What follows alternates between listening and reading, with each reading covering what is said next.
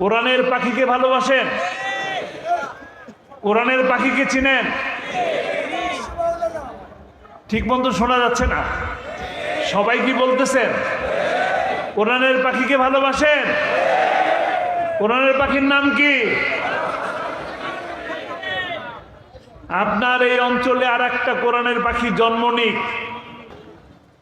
আল্লামা সাঈদীকে ভালোবাসেন কেন? কোরআনের জন্য। আল্লামা সাঈদী আপনার আত্মীয় হয়, কিন্তু ভালোবাসেন কেন? কোরআনের জন্য। আপনারা ভালোবাসেন কোরআনের জন্য, আর এক শ্রেণীর মানুষ তাকে হত্যা করার জন্য চেষ্টা করে কেন? কোরআনের জন্য। আল্লামা সাঈদী কোরআনের কথা 50টি বছর এই যশোর থেকে, টেকনাফ থেকে তেতুলিয়া সমস্ত অঞ্চলে কোরআনের দাওয়াত দিয়েছেন, কোরআনের কথা বলেছেন, এবং কোরআনের কথা বলার কারণে তার সেই পবিত্র হাতে হাত রেখে অসংখ্য সহস্রাধিক মানুষ ইসলামের ছায়াতলে এসেছে।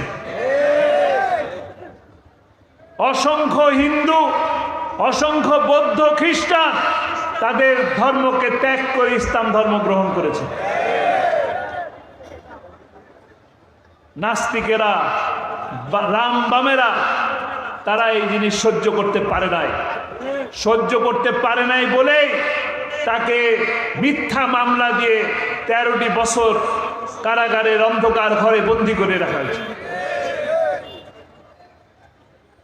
আপনাদের 28শে ফেব্রুয়ারির কথা মনে আছে? 28শে ফেব্রুয়ারিতে তারা সেই মামলার সাজানো নাটকের সমাপ্তি টানার জন্য তার একটা ফাঁসির রায়ও দিয়েছিল। ফাঁসির রায়ে গোটা বাংলাদেশে অসংখ্য মানুষ, আমার জানা মতে প্রায় 247 জন মানুষ 5 দিনে রাজপথে জীবন দিয়েছিল। সেই কারণে অ্যাপিলেট ডিভিশন সুপ্রিম কোর্টে তার এই রায়কে পরিবর্তন করে ফাঁসির রায়কে আমৃত্যু কারাদণ্ডে ঘোষণা করা হলো। সেখানেও তারা কিন্তু ক্ষান্ত হয় নাই। খুনি সরকার সেখানে থেমেছিল? থেমেছিল না। তারা কি করেছে?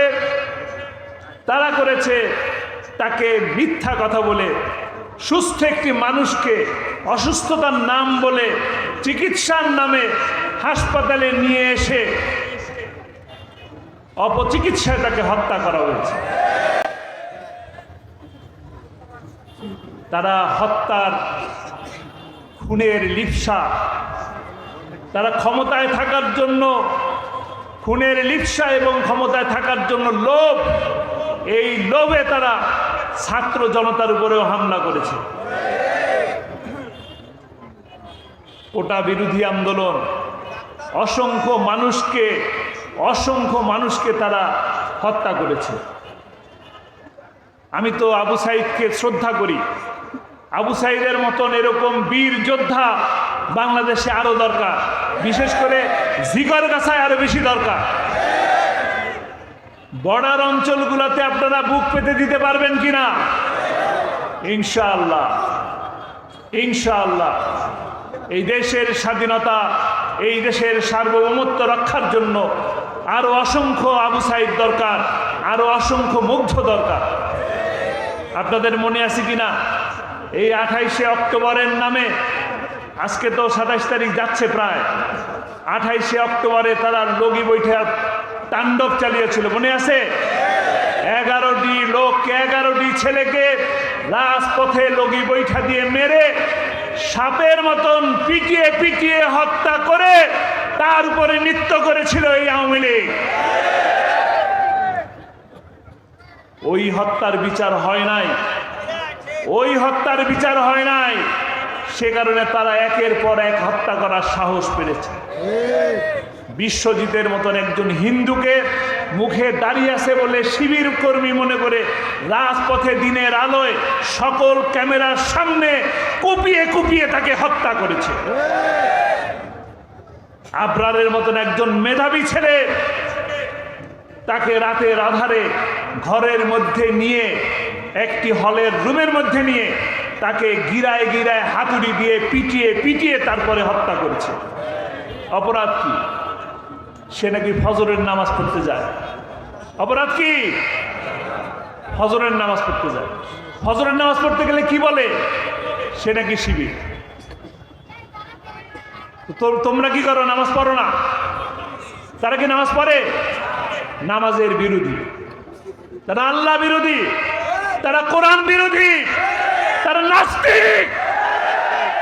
এবং ওই নাস্তিকবাদ বিরোধী আন্দোলনে 5ই মেতে শাপলা চত্বরে অসংখ্য আলেম ওলামাকে তারা নির্বিচারে রাতের আধারে গুলি করে হত্যা করেছিল। এই সমস্ত হত্যার বিচার এই বাংলার মাটিতে হবে। এই সমস্ত হত্যার বিচার ওই মানবতা বিরোধী যে ট্রাইব্যুনাল গঠন করা হয়েছে ওইখানেই বিচার হবে ইনশাআল্লাহ। পালিয়ে গেলে চলবে না, ধরে নিয়ে আসা হবে, ধরে নিয়ে এসে ওই ট্রাইব্যুনালে বিচার করা হবে ইনশাআল্লাহ।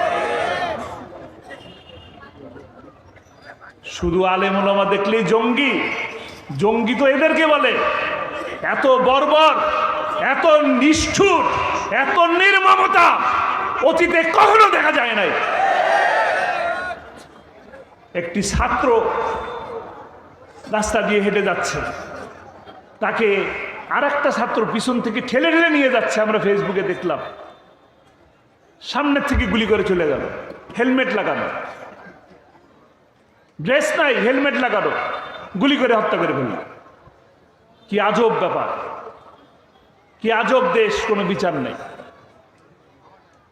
বিশ্বজিতের হত্যার বিচার হয়েছে, 6 জনকে ধরা হয়েছিল, 6 জনকেই মুক্তি দিয়ে দিয়েছে, বিচার হয়নি। একটা হত্যার বিচার হয় না বলেই আরো একটা অপকর্ম করার সাহস তারা পায়। দিবেন এরকম সাহস? আর এই সুযোগ আছে? সুযোগ নাই। কিন্তু 5ই আগস্টের পরে আমরা যে শান্তি পাচ্ছি, এদিকে আপনারা ভালো আছেন? ভালো লাগতেছে? এরকম ভালো থাকতে চান? পরিবেশ এরকম রাখতে চান? কোরআনের পক্ষে থাকতে চান? যদি কোরআনের পক্ষে থাকতে চান তবে ছোট্ট একটা কাজ আমাদের করার বাকি আছে। যে স্বপ্ন, আপনারা যে ব্যক্তিকে ভালোবাসেন, কোরআনের পাখি আল্লামা সাঈদীর একটা স্বপ্ন ছিল, তিনি বাংলাদেশের সমস্ত অঞ্চলে মাহফিলগুলোতে বলতেন, কোরআনের রাজ কায়েম হয়ে ওই দৃশ্য দেখে আমি যেন মরতে পারি। আল্লাহ তাআলা তাকে নিয়ে গেছেন, হাসি মুখে নিয়ে গেছেন, সুন্দর একটা সালাম দিয়ে আপনাদের কাছ থেকে বিদায় নিয়েছেন, ঠিক কিনা? তার সেই স্বপ্নকে আপনারা বাস্তবায়ন করবেন কিনা? তিনি যে স্বপ্ন দেখেছেন সেই স্বপ্ন বাস্তবায়ন করার দায়িত্ব কার? কার? বাস্তবায়ন করবেন কিভাবে? কিভাবে? কোরআনের পক্ষে থেকে আগামী যে নির্বাচন আসবে সেই নির্বাচনে আপনাদেরকে ভোট দিতে হবে। কাদেরকে? কাদেরকে? কোরআনের পক্ষে, যারা আল্লাহর আইন চায় এবং সৎ লোকের শাসনকে প্রতিষ্ঠা করতে চায়, তার পক্ষে থাকবেন। রাজি আছেন? কারা কারা রাজি আছেন?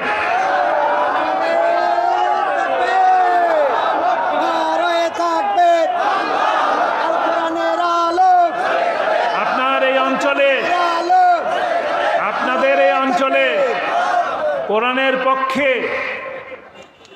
আল্লাহর আইন প্রতিষ্ঠার পক্ষে, সৎ লোকের শাসন প্রতিষ্ঠার লক্ষ্যে কাজ করে এমন লোককে আপনারা চেনেন? কে বলেন? জোরে বলেন, স্লোগান দেন, শুনতে পাই না, জোরে বলেন। আল্লাহ কবুল করুন। আপনারা কি আরশাদ আলম ভাইয়ের পক্ষে থাকবেন? কথা দিচ্ছেন? যদি তার পক্ষে থাকেন তবেই বোঝা যাবে যে আপনারা সত্যিকার অর্থে কোরআনের পাখির পক্ষে ছিলেন। তাহলেই বোঝা যাবে কোরআনের পাখিকে যে ভালোবাসেন, তখনই বোঝা যাবে যখন আপনারা এই আরশাদ আলমের পক্ষে ভোট দিবেন। রাজি আছেন? আল্লাহ তাআলা আমাদেরকে কবুল করুন, এই মাহফিলকে আল্লাহ তাআলা কবুল করুন। এই মাহফিলের মাধ্যমে কঠিন আযাবের সময়, মুসিবতের সময়, কিয়ামতের সেই শেষ দিনে আল্লাহ তাআলা আমাদেরকে এই মাহফিলকে নাজাতের উসিলা তৈরি করে দিন। আর এই মাহফিলকে যেন আবারও এইভাবে পরিচালনা করতে পারে, এইভাবে যেন প্রতি বছর মাহফিল হয়, সে তৌফিক এই ঠিকানাকে দেওয়া হোক, যেন করতে পারে। আল্লাহ তাআলা কবুল করুন। ওয়া মা তৌফিক ইল্লা বিল্লাহ। আসসালামু আলাইকুম ওয়া রাহমাতুল্লাহ।